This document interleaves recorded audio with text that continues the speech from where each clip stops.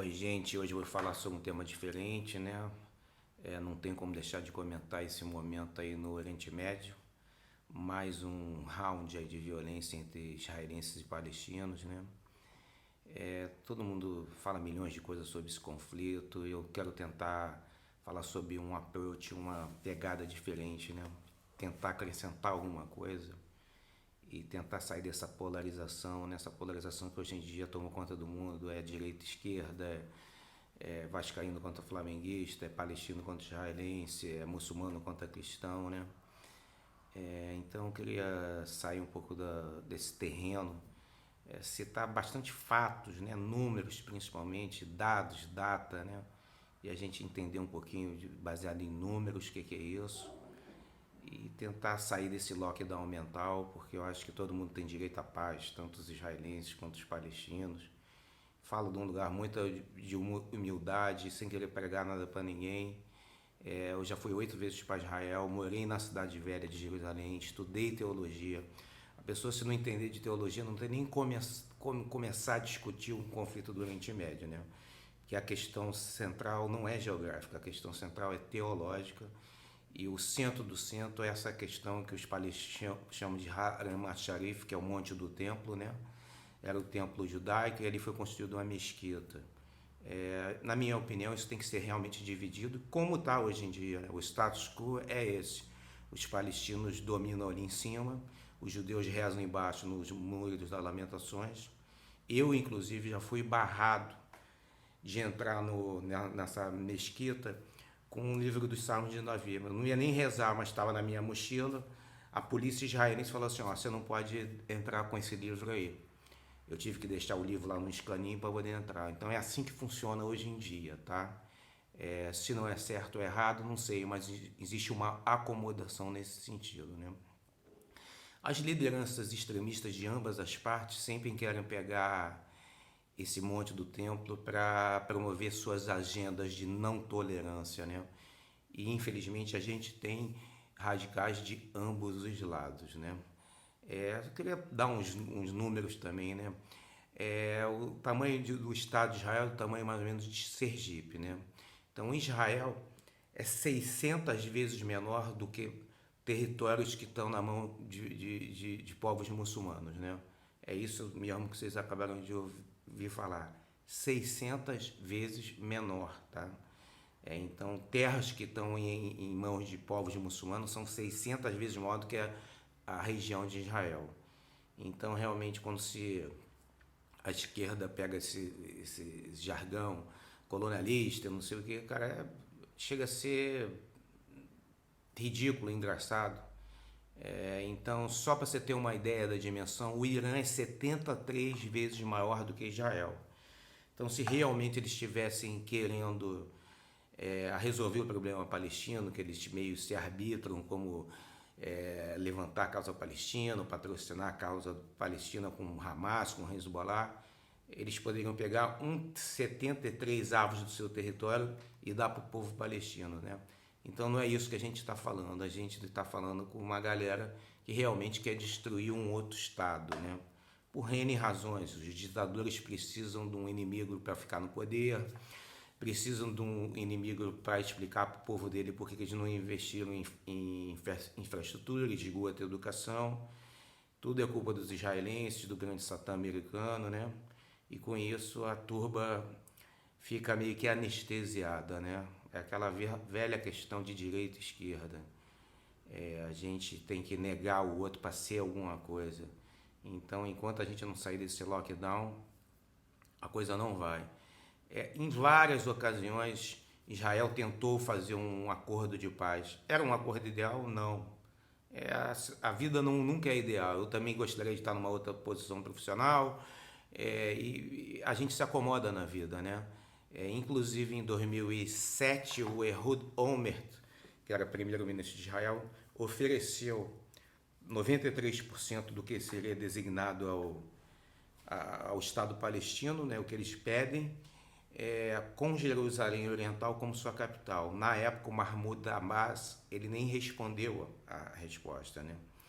Quem é Mahmoud Abbas? Mahmoud Abbas ele fez um doutorado na Rússia A tese de doutorado dele era que o Holocausto não existiu, o Holocausto foi uma coisa, na verdade, muito pequena, um sideshow. Tá? Então esse é Mahmoud Abbas, que se falam que é moderado. O Hamas é uma organização genocida. Existe pessoas completamente intolerantes em Israel, existe. E realmente é muita pena. Hoje em dia tem um deputado que é um racista, foi eleito agora, e esse partido tem uma cadeira no Knesset, né? No parlamento israelense. Sobre essa polêmica esse bairro em Jerusalém Oriental que colonos estão querendo morar, que chama Sheikh Jarrah. Essa propriedade desse bairro fazia parte dos judeus antes da Guerra de 48. Foi comprado enquanto Jerusalém estava na mão do Império Turco Otomano, lá por 1925. Uma associação de judeus comprou essa terra. E na Guerra de 48, eles perderam essa propriedade, ficou na mão da Jordânia, né? E a Jordânia pegou refugiados palestinos e botou nesse bairro, tá? E depois a Jordânia foi atacar Israel na Guerra de 67, perdeu essa região. Israel unificou esse bairro em 81 e as pessoas entraram na justiça israelense com esse papel de propriedade, querendo essa reintegração de posse, tá? Eu acho que pode ser até ético, mas não é moral, né? Eu acho que é querer criar uma confusão já num lugar que já é um estopim, né? E aí é importante dizer também, palestinos que perderam sua terra na Guerra de 48 não têm esse direito de entrar na corte para tentar rever. Então, eu acho que essa polêmica foi mal conduzida pelo governo israelense, tá? Não justificam a guerra, não justifica 2.000 foguetes. Aí agora eu vou entrar num território acho que um pouco mais profundo, né? O grande filósofo judeu-alemão Martin Buber, do começo do século XX, falava a famosa teoria, né? Se eu sou eu, porque você é você, eu não sou eu, nem você é você. Agora, se eu sou eu, porque eu sou eu, e você é você, porque você é você, não tem problema, podemos tomar um café. A gente está com esse problema hoje em dia no mundo, né? Cada vez mais polarizado pelas mídias sociais, pelos algoritmos das mídias sociais, que realmente a gente não consegue ver o outro, a posição do outro, né? E é trágico. Então, se a gente não começar a encontrar um centro que a gente consiga viver, veja bem, e o Yuval Noah Harari fala com muita propriedade no livro Sapiens, né? Tudo isso são identidades fictícias, né? Sou brasileiro, sou judeu, sou flamenguista, sou de esquerda, sou de direita. Isso não é mal em si. O Sapiens, inclusive, foi a espécie que dominou o mundo por causa de conseguir se entender como uma identidade abstrata. Por exemplo, existe 200 milhões de brasileiros. Um, teoricamente, não tem nada a ver com o outro. Mas a gente acreditando nessa ficção comum, a gente consegue cooperar em grandes números, né? Coisa que nenhuma espécie consegue, né? Então, mas quando essas ficções começam a extrapolar, então eu sou brasileiro, eu vou matar o argentino, eu sou mais de centro-direita, eu vou matar o cara de esquerda, isso é perigosíssimo, né? E aí a gente entra num terreno ainda que agrava mais isso, que é o momento da quarta revolução industrial, né? Eu cito muito isso, a lei de Moore, né? A lei que os chips de computador dobra de capacidade a cada 18 meses, inaugurando a primeira tecnologia exponencial da humanidade na década de 70 e mexendo com todos os empregos, mexendo com carreira, as pessoas perdendo seu sustento. E um outro dado assustador, né? 3 pessoas no mundo hoje em dia, né? Elon Musk, Jeff Bezos da Amazon e Mark Zuckerberg do Facebook, a fortuna deles equivale à metade mais pobre da humanidade, né? Então isso é inadmissível. É lógico que vai ter confusão, é lógico que vai ter revoluções, inadmissível, né? E aí a esquerda está certa, essa distribuição de renda é uma loucura que está acontecendo, né? Fruto da tecnologia, as pessoas que dominaram os algoritmos, as pessoas entenderam o que é inteligência artificial, largaram lá na frente nessa corrida e estão criando um estresse gigantesco na sociedade. E se a gente fizer um paralelo muito interessante também, né? A guerra de 1917, Primeira Guerra Mundial, o que estava acontecendo na época? Segunda Revolução Industrial, né? Luz elétrica e motor a combustão, mexendo com todos os empregos, mexendo com o status quo de todos, muita gente perdendo o seu sustento. E nessa hora, se você estudar a história, eu estudei isso no Yad Vashem, o Museu do Holocausto. Sempre nessa hora que tem um estresse muito grande na sociedade, o antissemitismo aparece, né? As pessoas precisam de um culpado para justificar seus fracassos, suas percas de emprego, e os judeus realmente sempre aparecem, né? Você vê que na segunda revolução industrial, o que aconteceu? Caminhamos para a Primeira Guerra Mundial, caminhamos para o comunismo, a Revolução de 1917, comunismo, e depois caminhamos para o nazismo também, que foi fruto de uma crise econômica, né?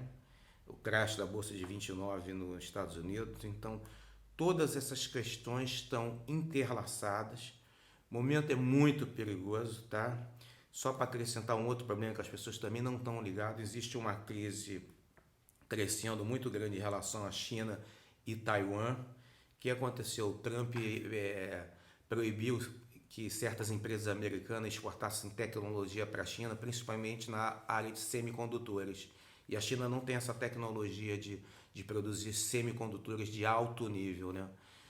Qual é a solução que eles estão começando a entender? Taiwan, a fábrica mais importante de semicondutor de chip do mundo, está em Taiwan. E eles provavelmente vão querer abocanhar isso para pegar essa joia da coroa, né? Então, assim, são várias crises simultâneas. O Oriente Médio reflete muito isso, que sempre foram lutados, são as proxy wars no Oriente Médio, né? São as guerras por procuração, né? Depois que tanto o Bloco Soviético como os Estados Unidos tinham a bomba mundial, eles não podiam se confrontar diretamente. O que eles faziam? Faziam as proxy wars, guerras por procurações no Vietnã, na Coreia, no Oriente Médio, né? Então é isso que está acontecendo. As pessoas com mais cultura, com mais inteligência, têm que plantar semente de intolerância. Os tempos são muito confusos, tá? E realmente vai sobrar para todo mundo, né? O que começa com os judeus não acaba com os judeus. Você vê o que aconteceu aí na Segunda Guerra Mundial, né? Morreu 60 milhões de pessoas. O que aconteceu com a Revolução Comunista? O comunismo matou 100 milhões de pessoas no mundo. A gente está com um circo armado para dar uma confusão gigante. Quem for inteligente tem que começar a divulgar,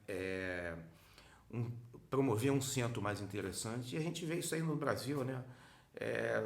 Lula e Bolsonaro, a gente está na mão de dois idiotas que não estão nem entendendo o que está acontecendo, continuam na década de 70 mentalmente, né?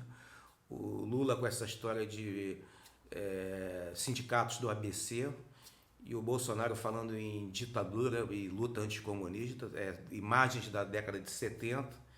E quem está indo para dominar o mundo é a China e os Estados Unidos, porque estão investindo em inteligência artificial, nanotecnologia, robótica. Então a discussão é outra, tá, gente? Fica aí meu beijo no coração de todo mundo. Eu tenho amigos queridos muçulmanos, sempre convivi muito bem.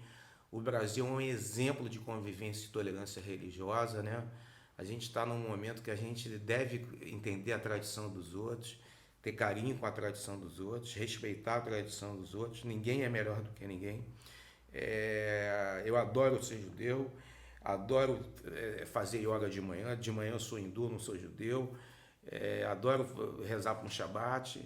E a gente está nesse momento que a gente pode criar nossa própria tradição espiritual. Pega um pouquinho dali, pega um pouquinho daqui, monta numa coisa que seja interessante e sempre respeitando o outro. Não tem que matar o outro, tem que aprender com o outro.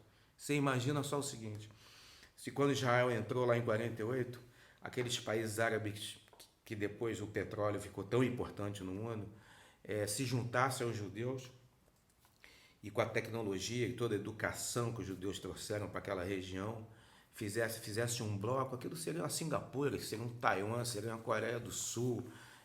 As pessoas estariam prosperando enormemente, né? Então ficou aquela merda daquele lockdown mental: é judeu, é palestino, é muçulmano, e a região não foi para frente. E com certeza eu acho que os países europeus, americanos, talvez nem tenham interesse que aquilo vá para frente, porque todo mundo vende arma para os dois lados, né? E com todo aquele petróleo do mundo, com a tecnologia israelense, aquilo seria um competidor gigantesco para o mundo, né? Então, as pessoas têm que entender todos esses vetores e sair desse lockdown mental. Pelo amor de Deus, estamos em 2021. Beijo aí, tá? Bom fim de semana.